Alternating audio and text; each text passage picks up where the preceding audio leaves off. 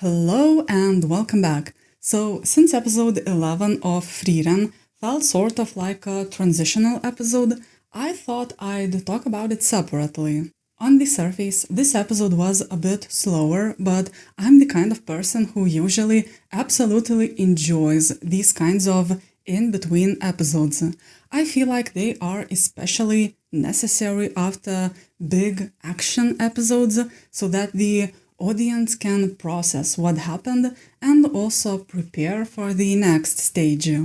Obviously, the execution of such episodes matters, but Frieren definitely doesn't have problems in that regard. This show is such a beautiful audiovisual experience that my brain is still constantly engaged, even if there's not much happening plot-wise. If I only cared about the plot, I could just read summaries for every show instead of actually watching them, but what matters is the whole experience, the full package, and there's something truly magical, no pun intended, about Frieren's episodes. And going back specifically to episode 11, I have surprisingly many notes for an episode that felt slower in pacing. So, as always, I'll go through them one by one. First, I want to talk about my favorite boy Stark. This episode when Frieren spoke about how Himmel got angry about Frieren using two flashy spells against Aura's army, Stark was the first one to reaffirm that idea that he was right to be angry. Obviously, this scene was mostly about once again showing the differences between humanity and demonkind, but I also, and not for the first time, by the way, thought that Stark reminds me of Himmel and that he might become the new hero of the party. I mean, we already know that Frieren isn't someone to seek fame.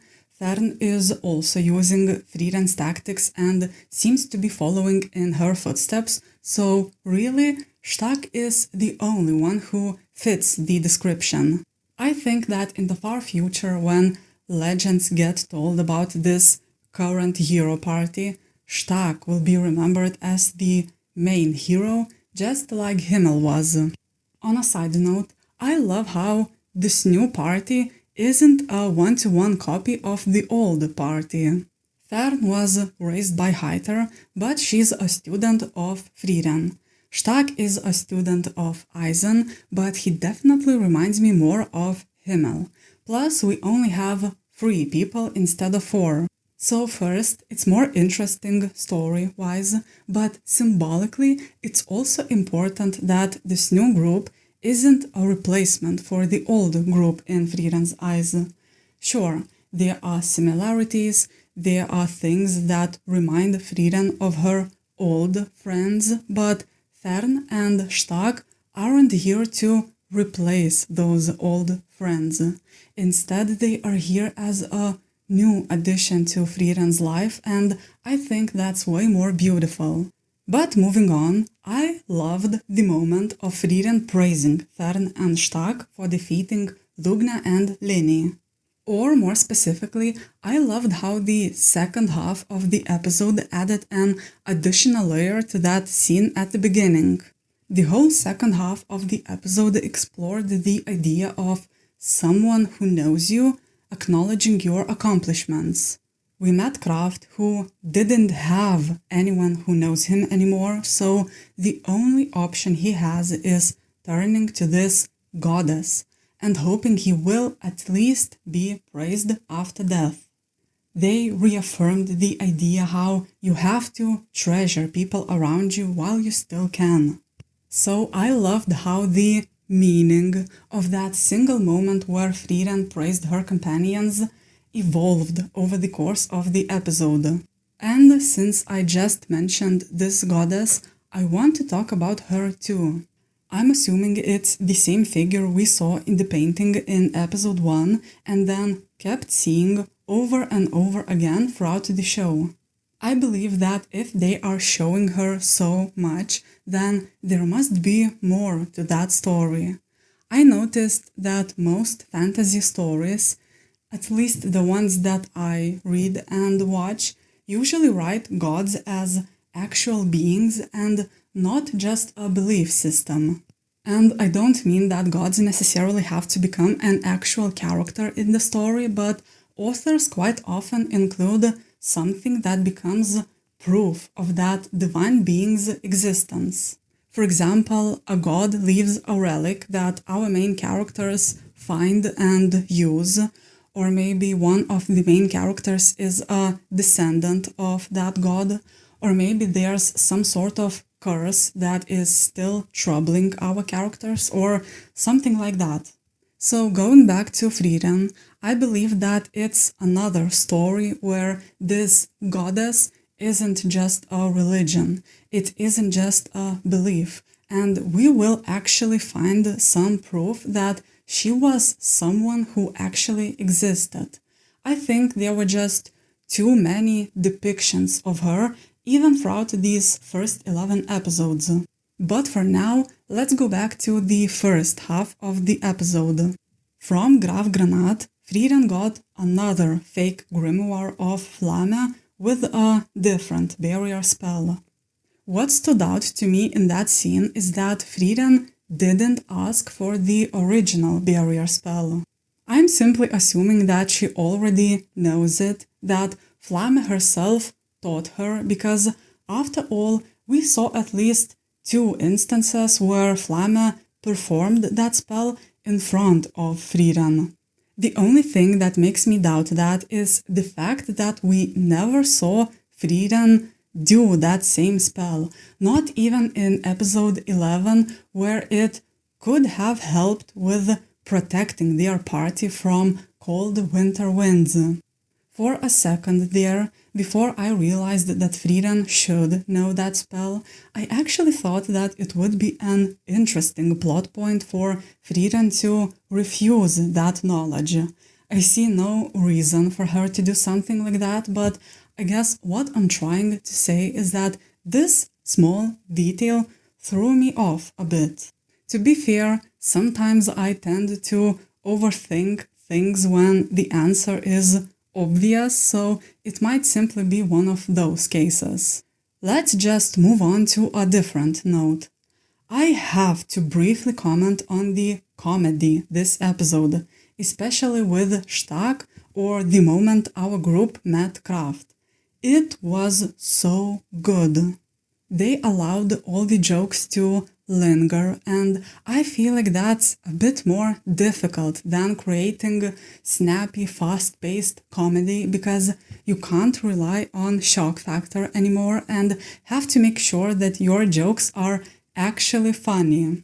I don't know, I simply found this episode hilarious and had to give some compliments.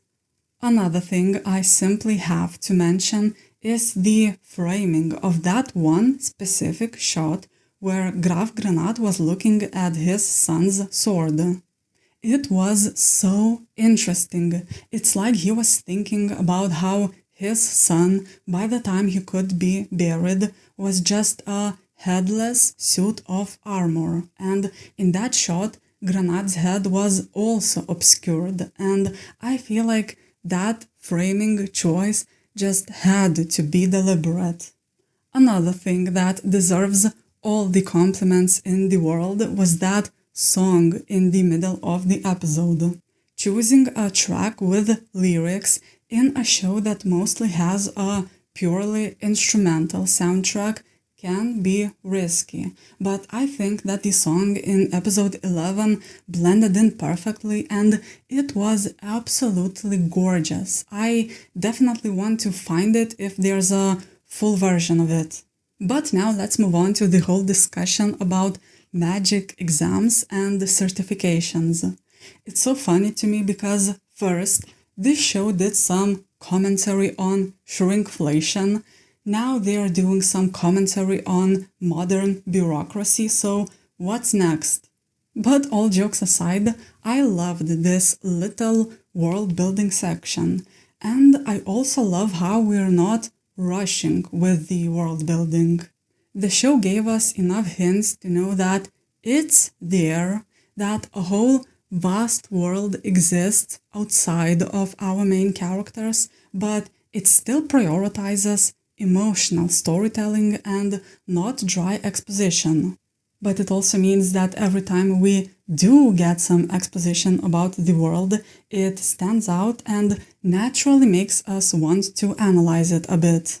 So first, our guys talked about Continental Magic Association.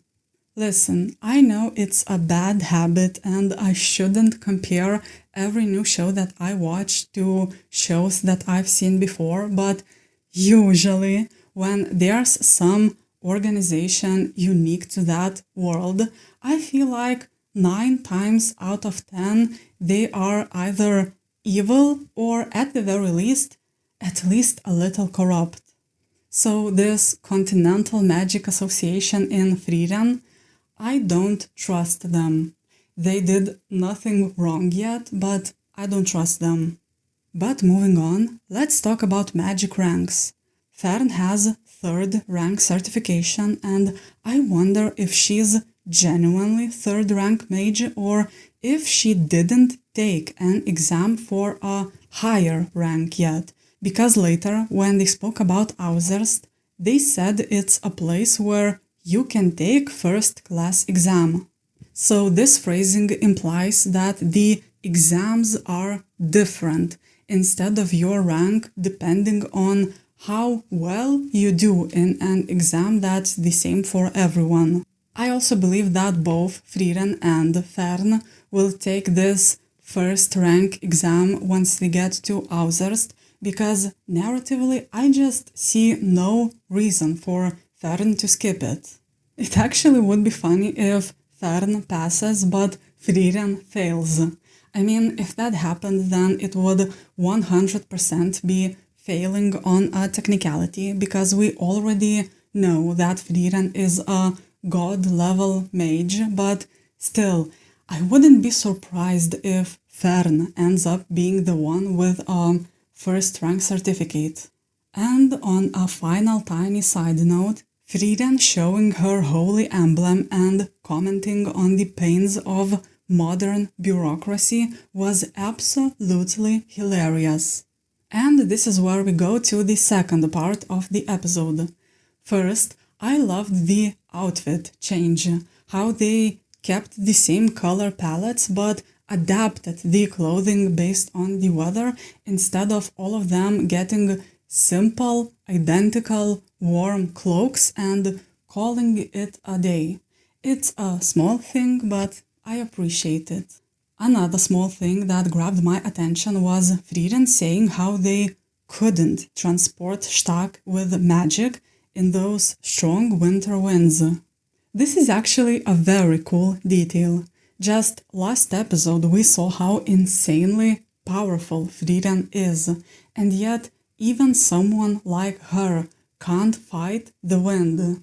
And in general, in this episode, we saw how dangerous winter is, even for elves or unprepared mages and warriors. And there's something really cool about the idea that the strongest opponent you can ever get is nature itself. But now let's talk about Kraft. I loved him, but oddly enough, I actually kind of hope that we don't see Kraft again. I feel like it's more special if this little story just stays one of the little stories on our long adventurous journey.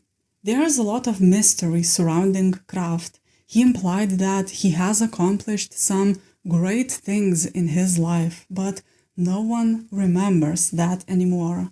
There's no one to praise him for that. So I think it would be more fitting if the audience is also kept in the dark.